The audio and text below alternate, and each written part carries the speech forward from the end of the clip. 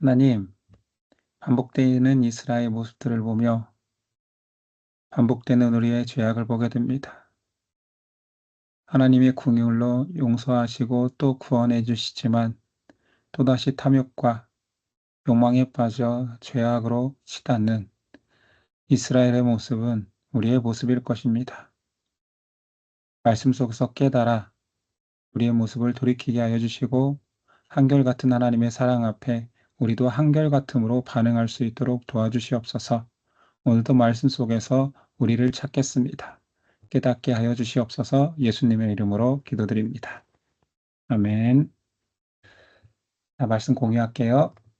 11장에는 사사 입다가 등장하는데 지난 시간에 암몬이 침략해 왔으나 암몬이 이스라엘을 침략해 왔으나 지도자의 부재를 이스라엘에서 염려하고 있습니다. 이때 찾다 과연 이 암몬 족속에게서 우리를 구원해 줄 장수가 누구일까 고민하는데 없는 거예요. 물론 하나님 편에서 사사를 세워 주셔야 되는데 등장하는 사람이 없으니 그들이 이제 한 사람을 찾아가는데 그 사람이 입다입니다. 입다는 이스라엘에서 쫓겨났다고 해야 되나요? 자기 살던 고향에서 쫓겨난 자입니다. 그의 출생이 어떠했길래 쫓겨났는지 한번 보도록 하겠습니다. 1절 이하입니다. 길르앗 사람 입다는 여기 또 요단 동편 갓지파의 이야기죠. 갓지파 사람이죠. 큰 용사였으니 이 큰 용사는 항상 하나님께서 어떤 사람을 쓰실 때 원래 큰 용사여서가 아니라 이제 사사기에 문체라고 할 수 있겠죠. 하나님께서 앞으로 쓸 큰 사람이라는 거죠. 하나님께서 쓰실 사람이라는 상징하는 큰 용사였으니 또는 그 인간적으로 보더라도 이가 누구보다도 좀 용맹하고 사람을 이끌 리더십이 있다라는 표현일 수도 있겠지요. 천사가 표현한 게 아니니까. 기생이 길르앗에서 낳은 아들이고 안타깝게도 그의 행적은 기생이 낳은 자녀입니다. 사실 이건 성경이 순화해서 표현한 거지 이 당시에 성경에 나오는 기생은 다 외춘부니까 사실은 그 자녀로 삼기에는 좀 부끄러운 자였나 봐요. 자, 길르앗에서 낳은 아들이었고 길르앗의 아내도 그의 아들들을 낳았더라. 여기서의 아내는 이제 실제 아내겠죠. 외춘부에게서 난 자녀가 아니라 아들을 낳았는데 그 아내의 아들들이 이제 적자들이 자라매 입다를 쫓아내며 그에게 이르되 너는 다른 여인의 자식이니 우리 아버지의 집에서 기업을 잊지 못하리라 한지라.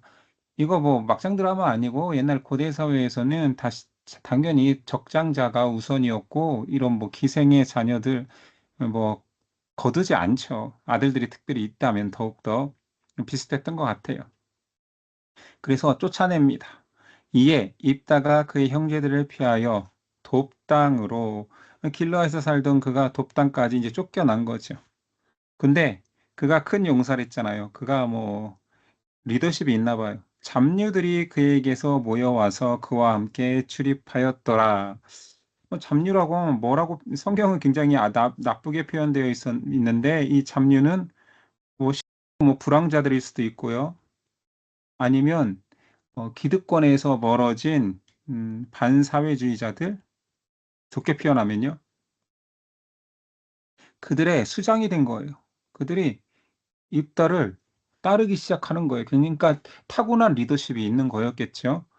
위기가 닥치니 이런 사람들까지도 이제 필요하게 된 거예요. 이스라엘에. 그래서 암몬 자손이 이스라엘이 쳐들어왔으니 자 이스라엘의 리더들 장로들이 입다에게 손을 내미는 거예요. 암몬 자손이 이스라엘 치료할 때 길르앗 장로들이 이제 와서 입다를 데려오려고 돕단까지 갔습니다. 입다에게 이르되 우리가 암몬 자손과 싸우려 하니 당신은 우리의 장관이 되라. 장관이 무슨 이제 장관이에요? 전쟁 장관이 되라는 거죠. 전쟁 장수가 되어서 우리를 보호해 달라. 한번 따져봅시다. 그가 기생의 아들이어서 적자가 아니니까 쫓아날 때 마을의 장로들이라면 이런 불의함에 대해서 반대를 하거나 할 수 있는 위치였죠.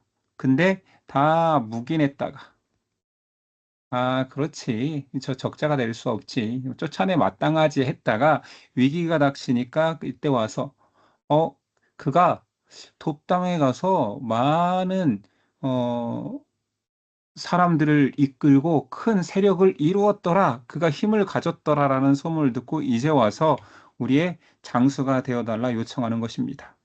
입다가 길르앗 장로들에게 이르되 이제 어 팩트를 이야기하는 거죠. 너희가 전에 나를 미워하여 이것만 봐서도 장로들도 이 모든 사건에 연루되어 있었고 자기가 쫓아날 때 묵인했던 사람들이라는 거죠. 내 아버지의 집에서 쫓아내지 아니하였느냐? 이제 너희가 환난을 당하였다고 어찌하여 내게 왔느냐? 당연히 이런 상황이라면 돕지 않는 게 마땅하죠. 입다는 지금 자기 신들을 쫓아낸 원수와 같은 사람들을 도울 이유가 없는 거죠. 그냥 무리의 수장으로 살아갈 수 있었는데 하나님이 그를 택하시는 겁니다. 암몬 왕이 이제 상황이 이렇게 되는 거예요. 요단 동편 땅을 다시 돌려달라고 요청합니다. 물론 이때는 이제 입다 외교라고 했으니까 입다가 그 장수의 자리를 받기로 했는데 물론 이것을 받을 때 기록되지 않았는데 앞으로 너희의 입다 네가 우리의 리더가 되어 준다라면 어 제안을 했겠지요. 길르앗 모든 주민의 머리가 되게 해 주겠다. 무슨 표현일까요? 우리의 머리가 그 왕 같은 지위를 허락하겠다라는 말에 수락합니다. 그래서 입다가 와서 처음에는 바로 암몬 왕에게 전쟁을 하자 뭐 이런 게 아니라 그가 외교를 합니다. "왜 너희가 이 땅에 쳐들어왔느냐?"라고 인제 묻는 거죠. 그리고 "너희가 원하는 게 무엇이냐?" 했더니 암몬 왕이 요구하는 것은 원래 우리의 땅이었던 요단 동편 땅을 돌려달라고 이야기합니다. 요단 동편 땅을 돌려달라고 하는데 우리가 지도에서 봤을 때 요단 동편 땅 암몬은 사실은 지금 이스라엘이 차지하고 있는 땅의 대부분이 아니에요. 약간 속해 있긴 했지만 하 그것도 사실은 당시에 전쟁을 통해서 땅을 소유하고 뺏고 할 때 아니 누가 원래 우리 땅이었으니까 돌려달라 하면 돌려줍니까? 그렇다면 이스라엘은 명분이 없어요. 가나안 사람들이 와서 원래 우리 땅이니까 돌려줘 한다 그러면 이스라엘은 당연히 원래 너희 땅이었으니까 돌려줄게 말이 안 되는 거예요. 그러니까 억지를 부리는 거죠. 힘으로 강짜를 부리는 것입니다. 이 과거 역사를 그러니까 그렇게 요구하니 이제 입다가 이제 외교력을 발휘하는 거죠. 과거 역사를 언급하면서 야 너희가 사실은 이스라엘이 한번 볼까요? 이 지중해고 다 아는 이야기니까요. 지중해고 갈릴리, 사해 이렇게 해서 사실은 이스라엘이 정탐꾼을 가데스 바네아에서 보내서 정탐했을 때 그들이 바로 올라가지 않고 이렇게 돌아서 올라가는 길을 택하잖아요. 이 모압이 있고 암몬이 있습니다.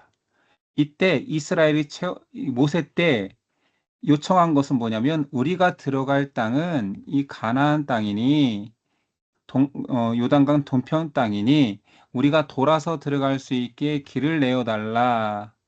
왕의 대로를 열어 달라 했는데 모압도 암몬도 다 거절했다가 전쟁을 치르게 된 거 아닙니까?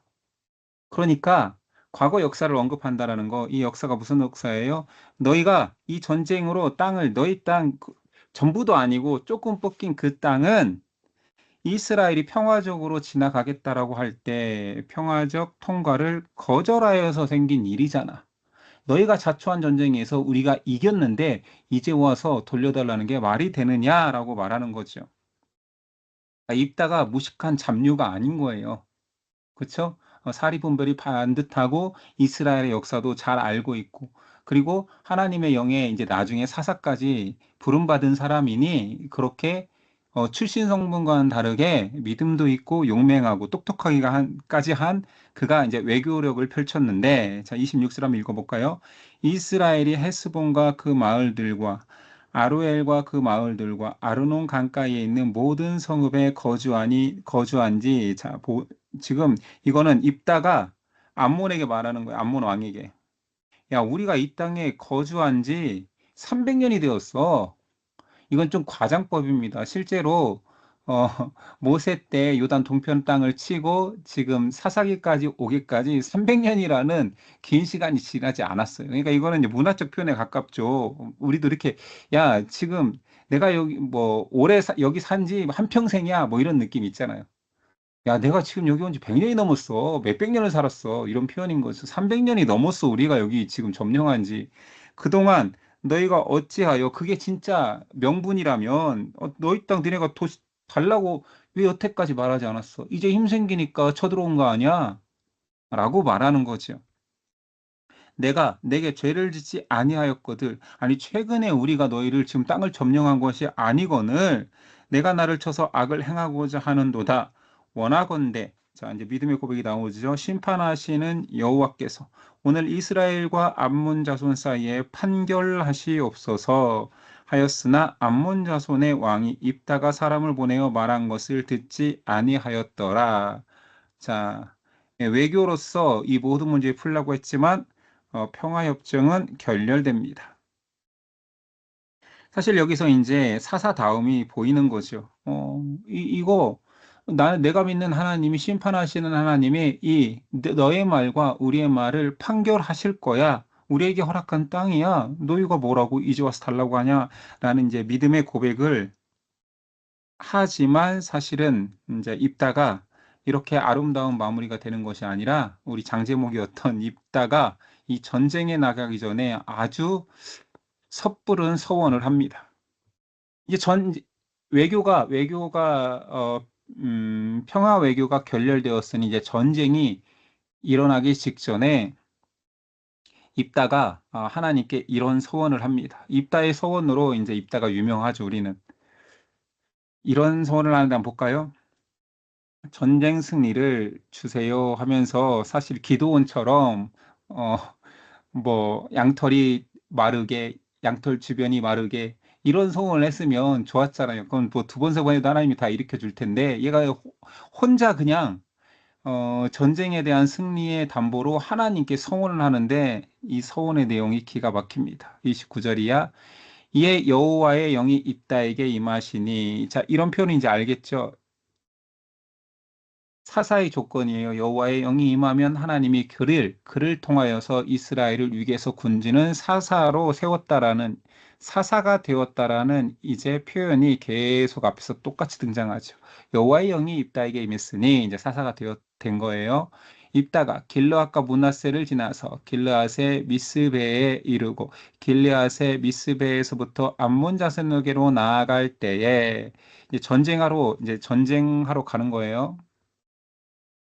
그가 하나님께 서원을 하여 이르되 주께서 과연 암몬 자손을 내 손에 넘겨주시면 내가 암몬 자손에게서 평안히 돌아올 때에 누구든지 내 집 문에서 나와서 나를 영접하는 그는 여호와께 돌릴 것이니 내가 그를 번제물로 드리겠나이다 하니라. 이 뭔 말이에요? 아니 내 집에서 나올 나는 영접하는 누구든지, 사람을 얘기하는 거잖아요. 사람을 번제물로 드리겠대요. 한 번도 사람을 번제물로 드린 적이 없었고 우리가 앞에서도 봤겠지만 하나님이 가장 싫어하는 범죄 중에 하나로 나왔잖아요. 앞에 우린 우상 중에 몰렉이 있었잖아요. 몰록으로도 표현되는 밀곰으로도 계속 등장하는, 그게 누구의 우상이라고요? 이 쳐들어온 암몬족 속의 우상 중에 인신제사를 드리는 몰록 밀감이 있었다라는 거예요. 뭐예요 이게 지금? 왜 이런 일이 벌어졌죠? 하나님이 세우신 사사가 하나님 나 전쟁에서 이기면 내가 그 전쟁에서 승리한 것을 기뻐하며 나오는 우리 집에서 나오는 첫사람을 아마 제 생각에는 이랬을 것 같아. 아, 자신이 항상 밖에서 돌아오면 처음으로 나오는 사람이 누구였겠어요? 종이었겠죠.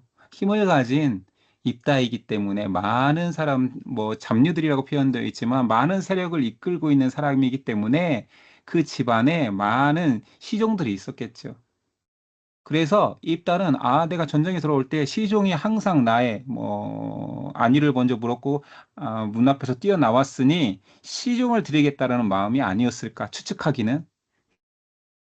근데 번제물 한번 내용을 한번 가봅시다. 진짜 번제물로 드렸는지. 아무튼 이런 말도 안 되는 하나님 앞에 서원으로 인신 제사 서원을 약속해요. 근데 전쟁은 또 승리합니다. 그러니 서원을 지켜야 돼요. 당연히 집 앞에 가서 자기의 승리를 맞아줄 사람이 시종일 줄 알았는데 34절이야. 입다가 미스바에 있는 자기 집에 이를 때에 보라. 누가 나타나요? 안타깝게도 그의 딸이 소고를 잡고 춤추며 나와서 영접하니 더 안타까운 말.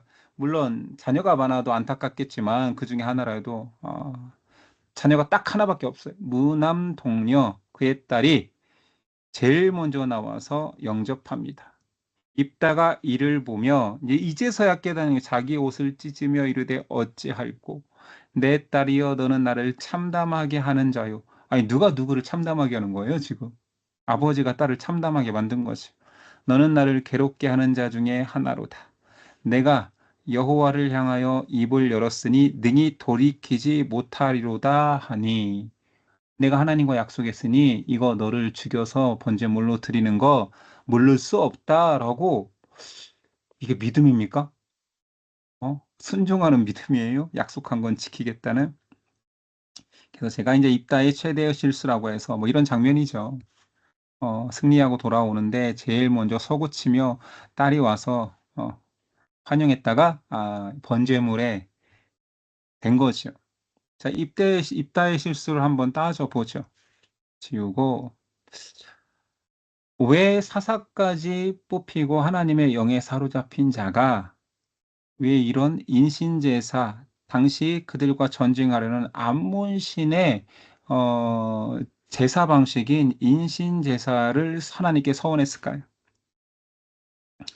전쟁이라는 특수성 때문에 그는 공포에 잠식되고 이 공포는 하나님께서 이 전쟁을 자기로 사사를 통하여서 이기게 하시라는 불확신 또는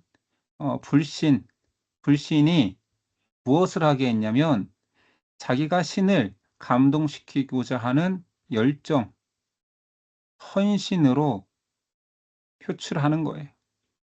내가 이 정도 서원, 뭔가 나도 대가를 지불해야 하나님께서 승리를 주실 것이다. 이것이 그 위험한 기독교에서 가장 위험한 여기서 근간이 돼서 수많은 이단이 나오는 공로주의입니다. 그래도 인간 편에서 하나님을 향해 뭔가를 해야 하나님께서 구원을 주시지, 승리를 주시지, 이게 공로주의죠. 기독교의 가장 큰 이단은 이 공로주의 사상에서 계속 등장해 왔습니다. 잠깐만 좀 얘기해 볼까요? 5세기쯤에 기원후 그러니까 AD입니다. AD 400년 초에 펠라기우스라는 사람이 있었어요. 기우스. 이 펠라기우스보다 더 유명한 사람은 우리는 어거스틴을 알죠. 아우구스티누스. 이제 영어로는 어거스틴. 그 어거스틴과 펠라기우스가 어떤 논쟁을 했었냐? 하나님의 절대 은혜. 하나님은 절대 은혜로 사람의 원죄를 사하셨고 하나님의 은혜로만 구원받는다. 이제 로마서를 근거로 한 하나님이 은혜로만 칭의론을 사실 어거스틴이 내었는데 그에 반대하여서 아니 어떻게 그럴 수 있냐 사람도 하나님께 공로함이 있어야지. 단 1%가 됐든 2%가 됐든 공로가 있어야지 하나님이 구원하시지 어떻게 100% 은혜일 수 있느냐를 따졌다가 어거스틴이 성경적인 답은 하나님의 절대 은혜다, 칭의다 해서 펠라기우스가 당시에 큰 이단이 되었습니다. 그래서 칭의론 이단은 펠라기우스로 유명합니다. 자, 펠라기우스는 그러면 어떤 마음에 시작됐을까요? 그는 하나님을 거부한 게 아니에요. 단순히 사람의 구원에 있어서 어떻게 사람이 가만히 있을 수 있느냐? 우리도 무언가를 해야 신을 감동시켜야 하나님이 구원이라는 큰 선물을 주시지 않은 이 공로주의에서 나온 거예요. 사람이 계속 그래요. 기독교 이단은 다 이 공로주의의 근간한 믿음에서 나옵니다. 자, 그럼 또 언제였느냐? 이제 기독교의 큰 변혁이 있었던 종교개혁 당시에서도 이건 이제 설교 중에 제가 많이 이야기했죠. 알미니우스라는 사람이 칼빈주의를 비판하기 시작합니다. 칼빈주의도 절대 하나님의 은혜를 이야기하는 예정론이 중심이죠. 사람의 은혜가 아니, 사람에게 허락된 하나님의 은혜는 선택과 유기가 결정되어 있다. 하나님의 크신 은혜 안에서만 이제 절대라는 말이 여기서 계속 붙는 거죠. 절대 은혜 안에서만 예정되어 있다. 근데 알미니안주의자들은 알미니우스의 뜻을 따라 아니 사람이 하나님을 향하여서 열심내고 하늘을 향하여서 구원에 감동이 있어서 하나님이 구원하시는 거겠지. 그러니 이 사람이 열심내어서 구원받는 자들을 하나님께서 나중에 미래를 보시는 하나님께서 그 모든 구원받는 사람의 숫자, 이 많은 사람 숫자를 다 아신다. 결과적으로 하나님이 다 아시니까 이걸 뭐라고 하느냐? 안다. 그들이 얼마나 열심히 내어서 하나님의 구원에 이르는 백성이 되었는지 선택된 것이 아니라 그들의 구원받는 사람을 하나님이 아신다. 예지예정론으로 바꾸었어요. 여기서도 들어가는 것은 사람의 공로죠. 자, 계속 등장하잖아요. 펠라기우스도, 알미니우스도 계속 사람의 공로가 들어가야 된다. 사람이 열심히 들어가야 된다. 아니, 사람이 이렇게 큰 희생을 치루어야 절대자가 사람에게 무언가를 주겠지라는 인간적인 생각. 자, 인간적인 생각이 신앙에 들어오면 우리는 이것을 인본주의라고 합니다. 왜 인본주의가 위험한지 알겠죠? 왜 인본주의가 신본주의에게 그렇게 큰 해를 가하느냐? 다 이 공로주의에서 근간이 되는 철학 사조이기 때문입니다. 자, 그러면 21세를 살고 있는 지금 우리에게는 펠라기우스가 이단 정죄받았고 알미니우스도 틀렸다라는 걸 말하지만 지금도 여전히 공로주의는 가득 차 있어요. 신학의 큰 사조 중에 그리고 지금 많은 신학자들이 심취한 21세기 지금 현재 많은 사람들은 새 관점이라는 신학 이슈에 빠져서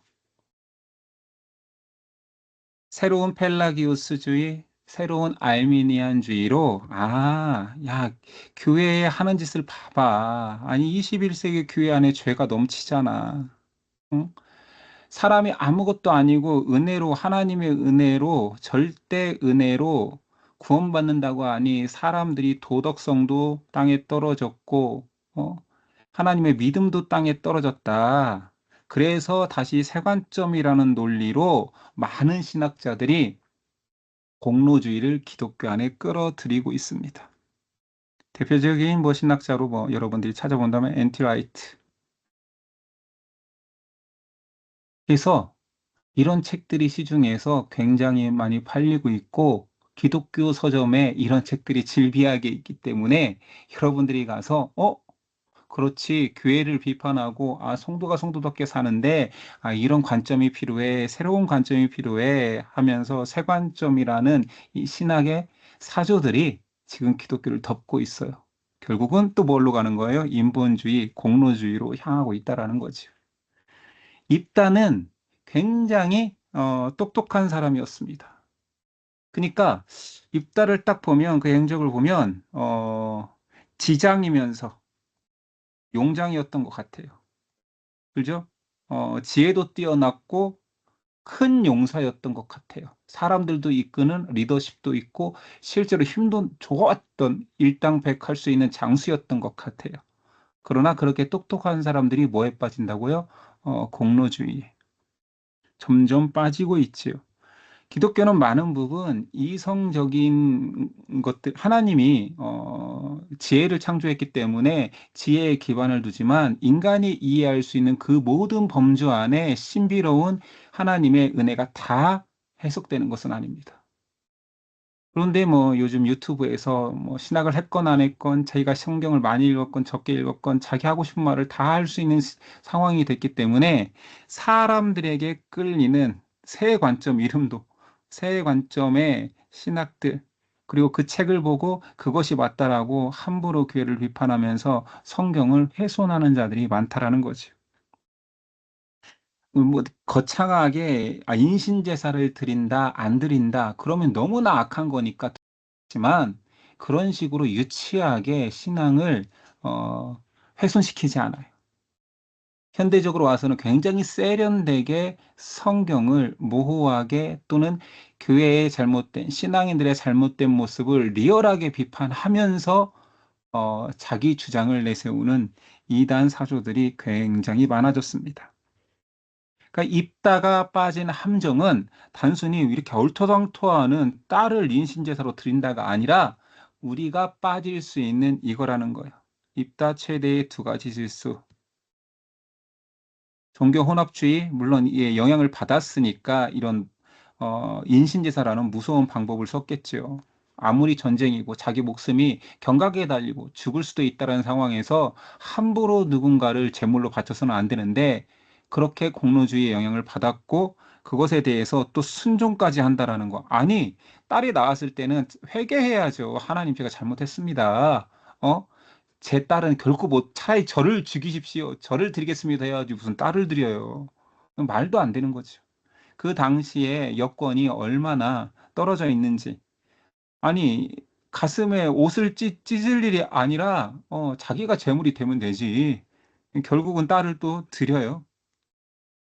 그리고 얼마나 그 시대의 분위기가 여성 인권이 바닥이었으면 또 딸도 순종합니다. 자, 입다의 딸 순종 36절부터입니다. 딸이 그에게 이르되 나의 아버지여, 아버지께서 여호와를 향하여 입을 여섰으니 아버지의 입에서 내 말씀대로 내게 행하소서. 이거 이번에 딸은 순종했겠죠. 그러나 이거 믿음은 아닙니다. 여기다가 여호와를 향하여, 여호와께서 이런 말을 넣으면 안 돼요, 사실은. 잘못된 소원이기 때문에. 하나님은 율법에 인신제를 금지했고 몰렉신을, 우상숭배를 하지 말라고 했는데 그 잔치를 하는 거니까요. 하나님 이런 예배 받아주시지 않죠. 아버지를 위하여 아버지의 대적 암몬 자손에게서 원수를 갚으셨음이니이다 하니라. 또 그의 아버지에게 이르되 이 일만 내게 허락하사, 이제 부탁을 하는 거예요. 2달만 버려두소서. 내가 내 여자친구들과 산에 가서 나의 처녀로 죽음을 인하여 애곡하겠나이다. 산에 가서 마음의 준비를 하고 내려오겠나이다. 2달이라는 시간이 있었으면 돌이키기도 남죠. 급박하게 돌아가서 있다가 정신없이 전쟁을 치르고 와서 딸을 제물로 드린 것이 아니라 딸이 2달만 주세요. 모르겠어요. 이게 굉장히 지혜로운 행동일 수도, 아버지가 너무 감정적이에요. 전쟁에 지금 흥문이 가시지 않았어요. 2달의 시간 동안 아버지가 나를 살려줄 수도, 이런 마음이었는지 어쩐지 모르겠어요. 근데 처음부터 죽기를 각오하고 순종하기로 하고 2달을 달라고 했으니 죽을 마음이었겠지만, 결과적으로는 2달의 시간 이후에도 정신 못 차리고 딸을 소원한 대로, 아, 웃기죠. 번제물이라면 뭐예요? 태워주겠다는 거예요. 태워주겠다는 거. 그래서 이런 기가 막힌 사건 앞에 이스라엘 사람들도 충격받았고 이스라엘 여성들의 충격이 컸던 것 같아요. 어, 이스라엘의 딸들이 해마다 가서 길르앗 사람 입다의 딸을 위하여 나흘씩 애곡하는 전통이 생겼대요. 이게 얼마나 시대적 비극입니까? 사실은 이것은 믿음의 비극이기도 해요. 믿음을 오해한 사람들의 비극이죠. 결코 하나님의 뜻이 아니었습니다. 그쵸? 음. 결국 이건 불신이었죠. 하나님이 이길 것이다. 전쟁은 나의 것이다. 불신이 결국 불행을 만든 거예요. 이것은 입다의 명백한 실수입니다. 이건 결코 믿음의 행적이 아니고 이것이 틀렸다라는 것을 성경에선 보여주고 있고 현대적으로 해석하면 우리는 공로주의라는 잘못된 신앙에 누구라도 빠질 수 있다라는 저는 경각심으로 받아들였습니다. 자, 12장 볼까요? 자, 12장에는 이제 대사사가 아닌 이제 별로 중요한 역할로 등장하지 않는 사사 3명, 입산, 엘론, 압돈이 등장하는데, 자, 입다의 이야기가 아직 끝나지 않았습니다. 입다의 전쟁 이후에 또 등장하는 한 지파가 있으니 에브라임입니다. 기드온과 300용사의 그 전승을 보면서 질투해서 와서 한번 시비를 걸었던 그 지파예요. 자, 에브라임 지파가 또 전쟁이 끝나니 나타납니다. 1절. 에브라임 사람들이 모여 북쪽으로 가서 입다에게 이르되 내가 암몬 자손과 싸우러 건너갈 때에 어찌하여 우리를 불러 자, 우리를 불러 함께 가게 하지 아였느냐 우리가 반드시 너와 내 집을 불사르리라. 이게 말이 돼요? 아니 시비 걸 수 있죠. 여기까지는 용납되는 말이잖아요. 또 잘난 체 하고, 왜 우리를 뺐냐, 전쟁에. 왜 전쟁에 우리 제외시켰냐라고 큰 소리 떵떵 칠 수 있어요. 전쟁이 끝난 다음에. 근데 이건 선 넘었죠.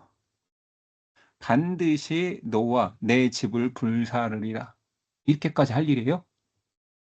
자, 기도원 때 똑같은 상황에서 기도원은 어떻게 처신했나요? 이 기도원이 한 말이 이건요. 앞에서 나왔던 기도원은 굉장히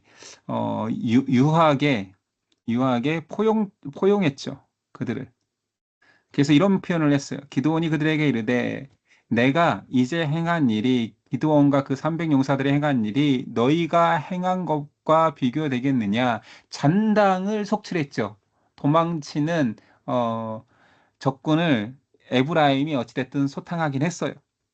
비교되겠느냐? 그러면서 한 말이 이제 그들을 높여주기 위해서 에브라임의 끝물 포도가 아비에셀의 만물 포도보다 낫지 아니하냐? 아비에셀은 기드온의 별명이었죠.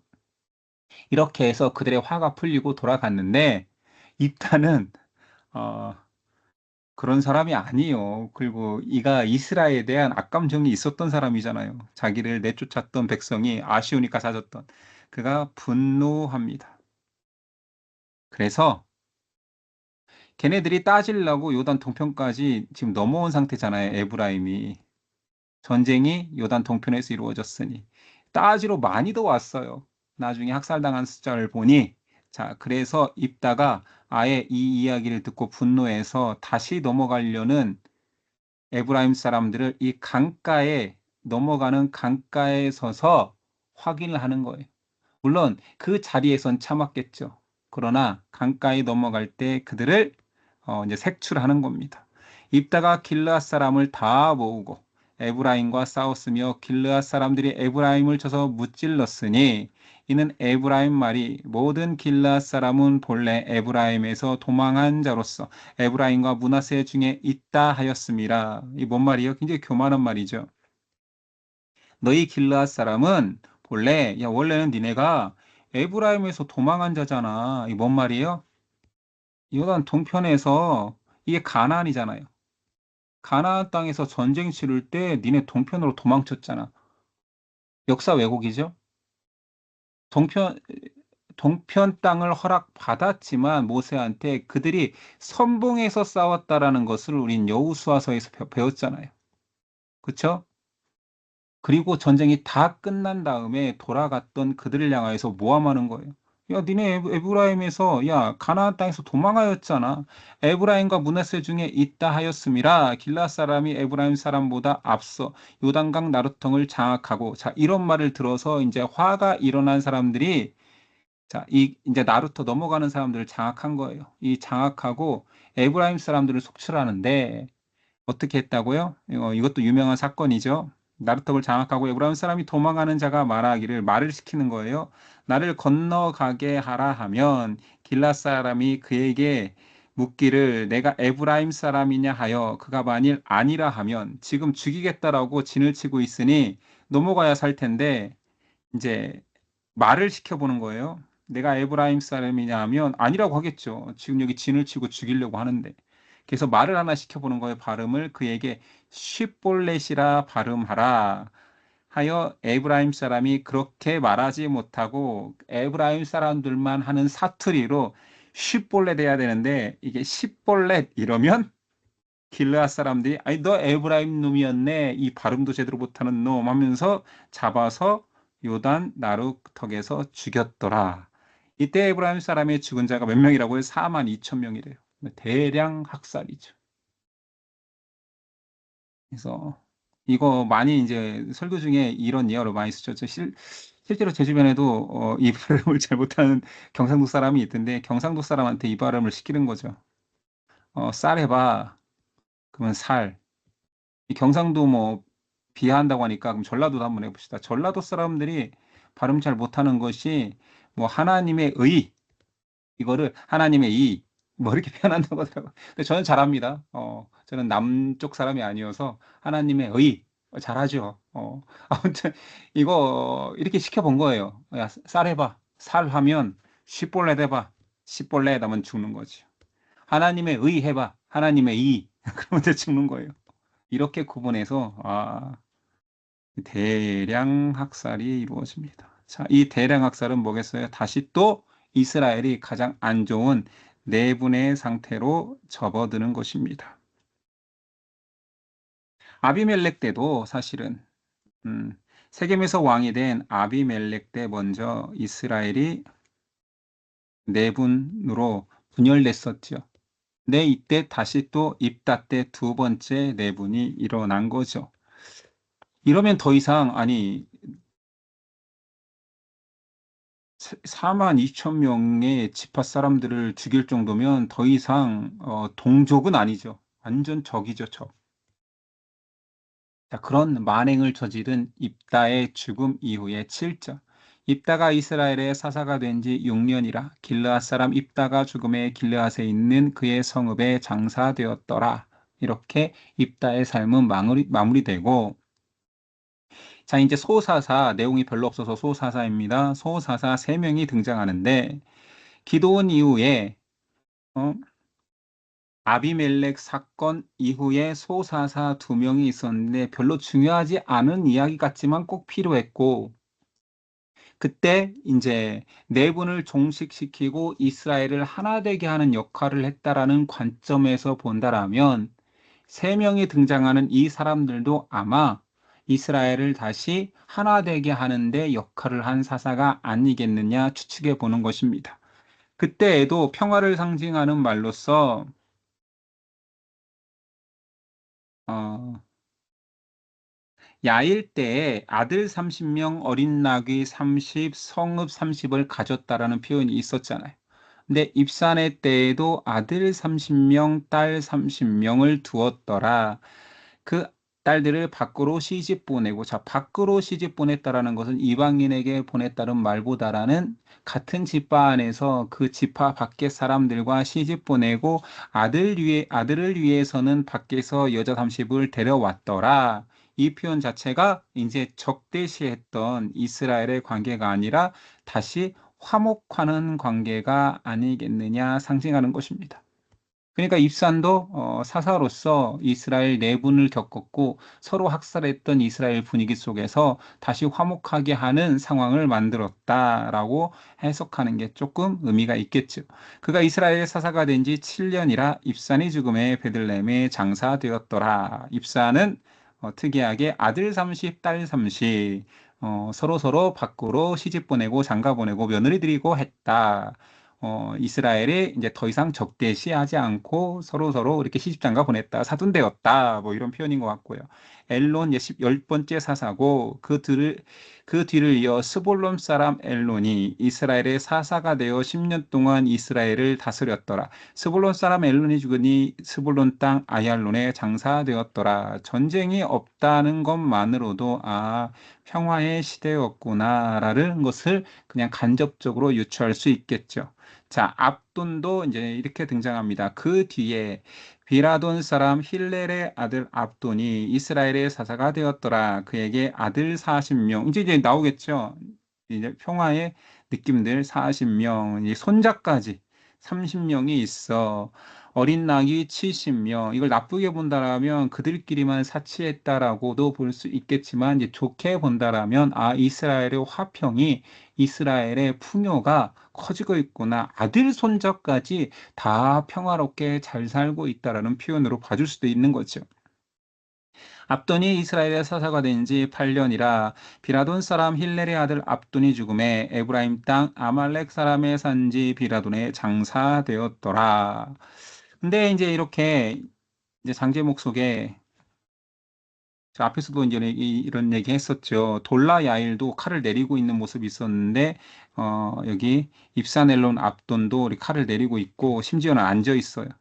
사사들이 앉아서 이 평화 상징, 이 그림상에도 평화지만 내용상으로도 우리가 성경을 볼 때, 평화가 계속되었구나.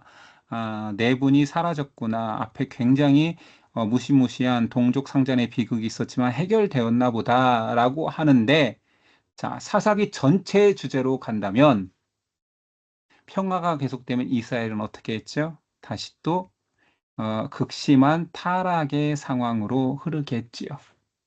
이것이 이제 문학적으로 본다면 이 평화가 뭔가 더 긴장감을 계속 고조시키는 역할을 하는 거예요. 입산 엘론 압돈의 때에 아무 일도 없었어, 전쟁이 없었어, 평화로웠어, 잘 먹고 잘 살았어, 아들도 잘 살았어, 손자까지도 다 잘 살았어. 이것들이 이제 곧 타락하겠구나. 왜냐하면 사사기의 악순환을 우리는 알고 있거든요. 됐죠? 이런 상황으로 치달아 가고 있다라는 것을 우리는 그냥 읽으면서 당연히 느끼게 됩니다. 그리고 그 타락의 정점에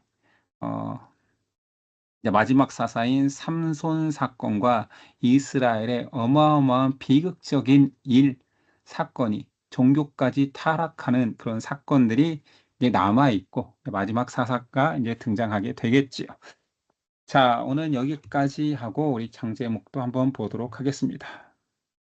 장제목 그림은 드디어 이제 두 번째 조항으로 넘어가네요.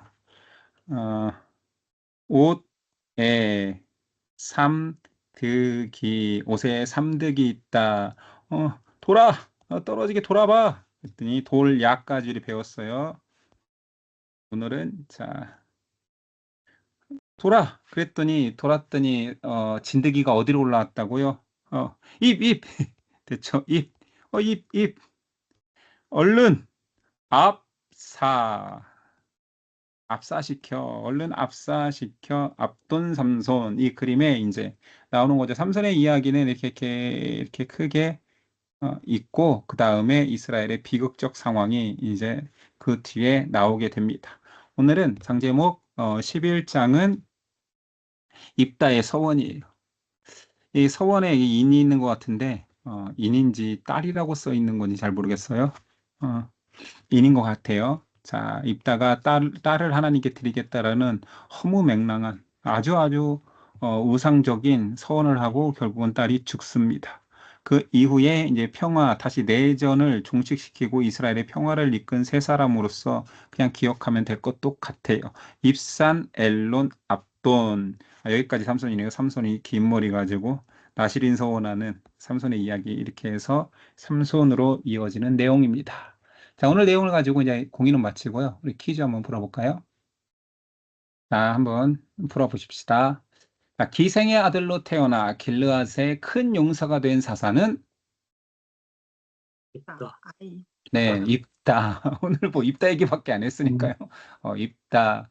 길르앗의 아들들에 의해 입다는 어디로 쫓겨갔습니까? 독당. 네, 돕당.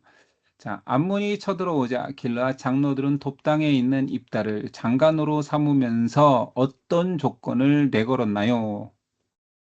머리가 되게 네, 해서 맞습니다. 우리의 길르앗의 모든 주민의 머리가 되게 해주겠다. 어찌됐든 뭐 그 조건을 받아들였는지 어쨌는지 하나님은 그를 뭐 영이 임하게 해서 사자로 삼으셨습니다. 암몬 자손이 이스라엘을 공격하러 온 명분은 무엇입니까? 땅을 돌려받으려고.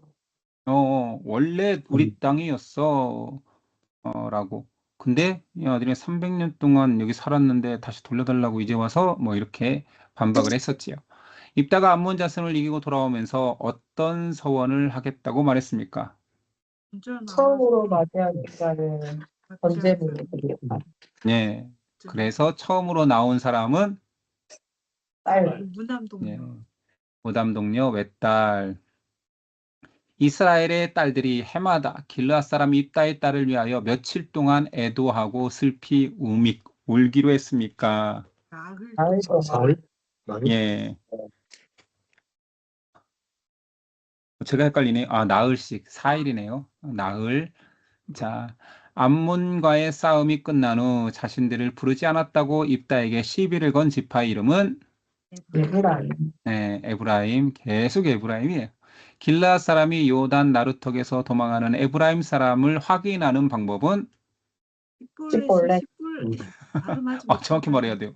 쉬볼렛을 시볼렛이라고 말하면 쉬볼렛을 시볼렛이라고 말하면 죽었습니다. 자, 아들 30명과 딸 30명을 이방인에게 다른 사람들의 뭐라고 표현되어 있었죠? 제가 헷갈리네요. 밖에 밖으로 시집 보낸 사사는 입다, 입사, 입산. 이거 그러니까 나쁘게 본다면 이방인에게 시집 보내서 종교 혼합 정책을 썼다고도 보는 사람들도 있어요. 알겠죠? 입산. 자, 장제목 한번 떠올려 볼게요. 앞에 시트장입니다. 1에서 10장 안에서 야엘이 시스라를 죽인 장은 5장. 예? 5장. 주장은 그러면 4장. 드보라가 말뚝을 아, 손 들고 있잖아요. 말뚝을 이렇게 딱 들고 있잖아. 야엘의 말뚝이 이제 드보라 손에 있는 야엘이 시스라를 죽인 4장. 아비멜렉의 죽음은요? 맷돌. 주장, 그렇죠. 9장 이렇게 손 뻗고 이렇게 깔려 있는 장면 9장. 입다의 서원. 11장, 그렇죠. 오늘 11장. 입산 엘론 압돈. 12장, 네, 그렇게 12장, 오늘 12장까지 했습니다. 예, 오늘도 잘 숙지되어 있네요. 오늘도 여기까지 하겠습니다. 제가 기도하고 마칠게요. 하나님, 입다가 목숨 걸고 이스라엘을 구원하는 사사가 되어 하나님의 뜻을 이루었습니다. 그런 입다까지도 불신앙의 요소를 가지고 있었습니다. 큰 헌신하면 큰 믿음이고 큰 용사로 취급하는 인간적 시선 속에서는 입다가 위대한 신앙인 같으나 한 사람의 신앙인으로 돌아왔을 때 그는 치명적인 불순종의 사람이었습니다. 공동체 안에서 큰 일을 했다고 큰 믿음의 사람은 아닐 것입니다. 하나님의 뜻대로 순종하는 자가 큰 자요. 하나님의 말씀대로 사는 자가 큰 자임을 깨닫게 하여 주시고 큰 일을 하기보다 하나님 앞에 순종하는 작은 자, 유명하지 않지만 무명하나 믿음 안에서 하나님 안에서 유명한 자로 살게 하옵소서. 오늘도 우리의 높아지려는 마음, 하나님 안에서 무언가를 해드려 더 큰 것을 받아내려는 마음이 아니라 은혜 안에 산다라는 오직 믿음으로만 하나님을 기쁘시게 하시며 그 믿음에 감사함과 감격함으로만 하나님께 영광 돌리는 우리 되게 하옵소서. 오늘도 말씀으로 이끌어 주심에 감사하며 예수님의 이름으로 기도드렸습니다. 아멘.